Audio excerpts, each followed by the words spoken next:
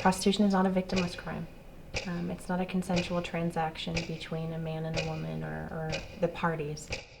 26 seconds.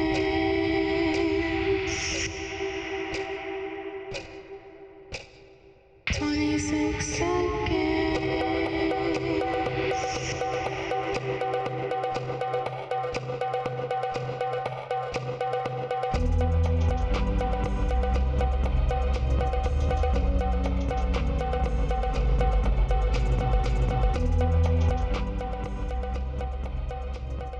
The person that you're paying for sex is somebody's sister, their mother, their daughter. It could be your family member, and the mere fact that you think it's consensual, it really is harmful to them. My father was a flaming sexaholic. I grew up with men's magazines all over the house. I grew up in D.C. and there's a Washington Post right here and there's Playboys right beside it, right in the living room. The Prostitution Impact Panel started in 2002, and it really was a collaborative effort between our office, the city attorney's office, and various stakeholders. So the police department, residents that live in the area that's highly impacted, it's commonly called Mid-City, faith-based providers, social services, everyone got together and really realized what a big issue prostitution had become. So I'm looking at women's magazines and I'm objectifying women at an age where it's probably age inappropriate for a small child to be thinking that way. I was groomed to become a sexaholic and an alcoholic. I was groomed that way. Prostitution has evolved. What was primarily done on the streets with women waving down cars and transactions that were occurring in the alleyways and darkened streets. What we've seen now is that from 2002 till now, the location has changed. Instead of walking the street, we're now seeing ads on Backpage, we're seeing ads on Craigslist. So now it's kind of gone underground where men can go online and order a prostitute as easy as they could order a pizza. 3 clicks and you're in an orgasm. I mean, they it's so readily available. As a sexaholic, I took sex, which is a natural thing, and I bastardized it. I turned that into something else. I turned it into a comfort food. If I'm angry, I want to have sex. If I'm confused or lonely or tired or hungry, it doesn't matter. I put sex in a role where it doesn't belong. It's not a victimless crime. You're creating crime not only between two people, but the people that live in the neighborhood. Kids can't walk to and from the store without somebody trying to solicit them. There's so much more that goes along with it besides destroying the lives of people that are in it. Some of them are uneducated. I mean, a lot of them are addicted to crack and different substances. So they need me so they can get their fix, and I need them so I can get my fix. They don't think about the man that's beating a 13-year-old girl and drugging her and making her go out and work for 48, 72 hours at a time. They don't think about any of that. They're normalizing it. That is the worst thing you can do. I had this sex worker, and I got chlamydia from this sex worker. And I went to the free clinic and got cleaned up. And I'm driving around looking for another sex worker, and I found this same sex worker again. And I knew that this was the one that gave me chlamydia. And I went through with her and got chlamydia again. I sit in the John schools and I tell the guys, if you're asking some girl or some woman to do something you can't ask your wife or girlfriend to do, you might want to take a look at what you're asking them.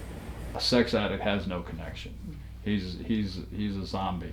He does not care about anything. He only cares about getting his next fix and then looking past you to the next fix after that. If you have learned experience, if you've walked that life, it's much easier to be able to provide peer support or help to individuals that are victims of human trafficking. You can talk at people, but you really should be able to tell them, I've been in this lifestyle, this is how I've come through. You have to talk to them, find out what's going on.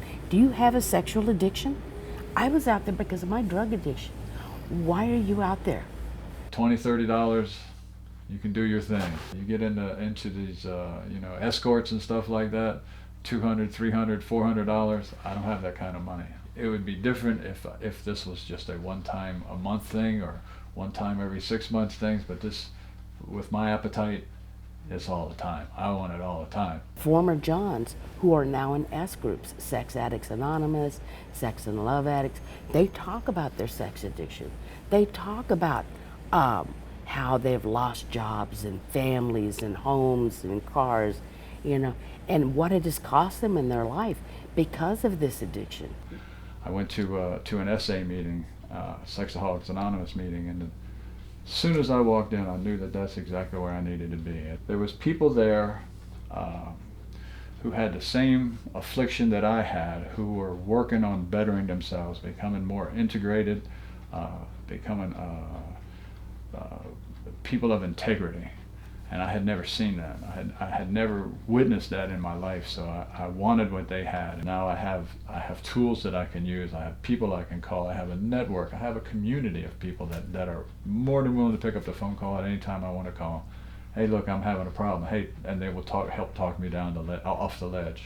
The Prostitution Impact Panel is comprised of community members, former sex workers, so survivors. We also have someone from the San Diego Police Department, their vice unit, that will talk about the crime associated with prostitution and human trafficking. And of course, once you understand what's going on and the impact it takes on communities, on the nation, on the lives of everyone. We've had doctors, we've had attorneys, we've had migrant workers, college students, you name it. We've had the gamut of not only races, but ages and professions. How sex is marketed in this country and perhaps the world, and perhaps to men, that creates this democracy of men engaging in this activity. So what is the profile of a John based on what I've seen? Could be anybody who walks through that door and sits in that chair. We've had men that had their wives drop them off. We've had men that will come and the ring will be on when they check in, but somehow it mysteriously is removed throughout the session. But we've seen it all. The fundamental aspect of the program is really, if you're armed with the right information, you'll behave differently. And if you don't, it's because of other issues, and there are other processes within the system to manage that. It's a 3.5% recidivism rate. That means 58 out of over 1,500 have reoffended. And they've been found to be pedophiles, rapists, violent sexual predators who are now in prison where they need to be. And how easy it would be to see these men as bad, you know, given the enormity of the sex slave trade, but to really see them as human. And so, you know, we're going to inform you. And in the informing you, we're hoping that you'll make better choices. The fact that the Prostitution Impact Panel is there provides at least a resource for San Diego to educate the community, to educate the demand side. Obviously, the argument is there's no supply without demand. So the more that we can get the education aspect out there, the more that we can educate Johns. If you're not on your knees asking for help, you know, you're thinking that you can still control it. If you don't put your butt in the seat, it's not going to happen. And you're just going to continue to do the same thing over and over and over. And so I start off usually by saying to them, you're here not because you're bad, you're here because you've broken the law. And so it's not a moral judgment in which we're engaged in tonight, but it's really a sharing of information. So with the hopes that you will change your behavior. They've already been taught. That's not ignorance anymore, that's stupidity. That can be punished. But the first time out, I would have a mandatory school. Second time, that's your ass, buddy, because you've been taught. You have seen, we have done everything we can to educate you. Since 2002, the Prostitution Impact Panel has had over 1,400 participants, but yet only 3% go on to commit future offenses. But we're extremely proud of the 3% recidivism rate, and that, you know, we're 97% effective when it comes to educating this population and making sure that they don't reoffend.